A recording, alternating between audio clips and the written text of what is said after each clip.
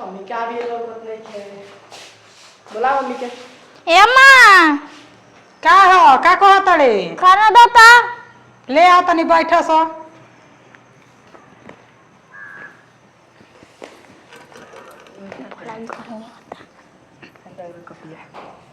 खा जा।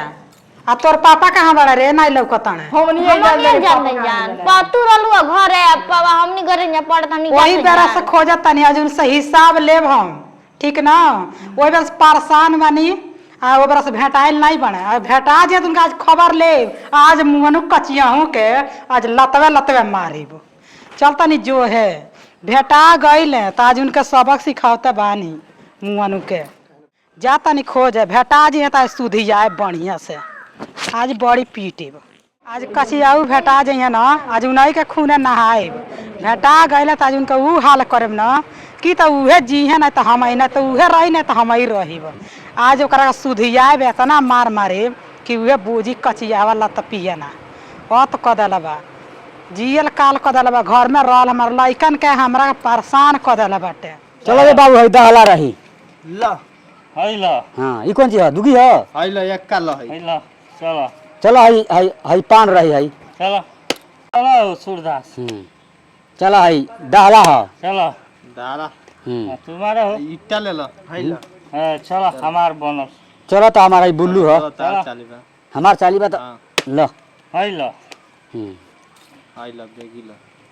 है चलो है बसा है चलो है बसा है ल ईटा ल चलो है आज नाती के भेटा जाइए ना तुमके ऊ हाल करे नाती के बेटा के उहे बुझ चलो सुदर्शन का भाई नाती के बेटा चल जनमौला बड़ा केकरा भरोसा हो तू कहां से गइलू हो अरे बाप हो तोहरा के तू डरा त नहीं रोज तू अरे कौनो बात नहीं है आज भर अब ना आए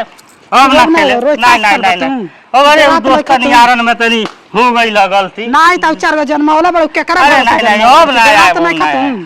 तक हां ज्यादा अब ना आए अब जुआ हम ना खेले ना ना हो फेर आई नाती के बेटा तू अरे बाप हो बाप बड़ी जोर से मरलू हो तू रबू का करिया हिया तू